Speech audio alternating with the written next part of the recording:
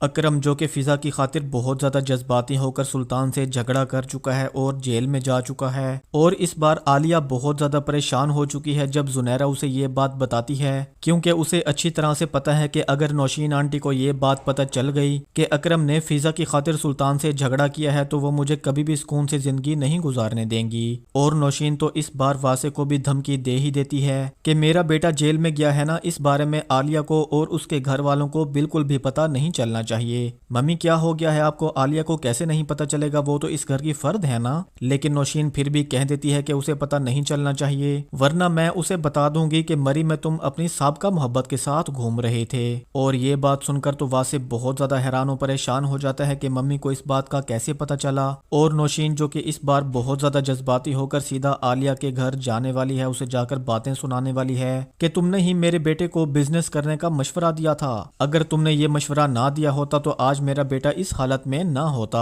اور next episode کی مکمل کہانی میں آپ لوگ دیکھیں گے فریحہ جو کہ واسع سے ریکویسٹ کرتی ہے کہ ممی تم سے ملنا چاہتی ہیں، اپنے گھر بلا رہی ہیں، لیکن واسع تو اکرم کی وجہ سے پریشان ہے، وہاں نہیں جا پاتا۔ اور یہاں پر فریحہ کی ماں جو کہ اسے سمجھانے کی بہت زیادہ کوشش کر رہی ہیں، اس سے پوچھتی ہیں کہ واسع کو تم نے بلایا تھا، میرے میسج دے دیا تھا تم نے؟ جی ممی میں نے اسے بتا دیا تھا، لیکن پتہ نہیں وہ کیوں نہیں آیا۔ تو فریحہ کی ماں اسے کہتی ہے کہ جو تمہارے بلانے پر گھر تک نہیں آیا تم اسے اپنی زندگی میں شامل کرنے کا سوچ رہی ہو، ایسا بھی کیا ہے کہ تم اس کے پیچھے اتنی زیادہ پاگل ہو گئی ہو؟ تو فریحہ کہتی ہے کہ بس آپ یہ سمجھ لیں کہ وہ ایک سمندر ہے اور میں ایک مچھلی ہوں۔ اور دوسری طرف واسع جو کہ گھر میں بہت زیادہ پریشان کھڑا ہے اور عالیہ سے اکرم والی بات چھپانے کی کوشش تو کرتا ہے، لیکن عالیہ کو تو زنیرہ پہلے ہی بتا چکی ہے۔ اور دوسری طرف اکرم جو کہ جیل میں بند ہے اور پولیس والے اسے بہت زیادہ مارتے ہیں، پیٹتے ہیں، اور اکرم کی یہ حالت دیکھ کر تو نوشین آنٹی بہت زیادہ پریشان ہو چکی ہیں۔ یہاں پر واسع کے کندھے پر سر رکھ کر رو رہی ہیں، اسے کہتی ہیں کہ اکرم کو جلدی گھر لے آؤ پلیز، اور اس بار دوبارہ جذباتی ہو کر عالیہ کے پاس جائیں گی، اسے جا کر باتیں سنانا شروع کر دے گی، اسے کہے گی کہ یہ سارا کیا کرایہ تمہارا ہے، تم نے ہی میرے بیٹے کو بزنس کرنے پر اکسایا تھا، اگر تم نے اسے مشورہ نہ دیا ہوتا تو آج میرے بیٹے کی یہ حالت نہ ہوتی۔ اور ابھی تو وہ عالیہ کو قصوروار سمجھ رہی ہے، لیکن جلد ہی اسے یہ بات بھی پتہ چل ہی جائے گی کہ یہ سب تو اکرم نے فضا کی خاطر کیا تھا، اس کی محبت میں کیا تھا، تو وہ عالیہ کے ساتھ ساتھ فضا کا بھی جینا حرام کر دیں گی،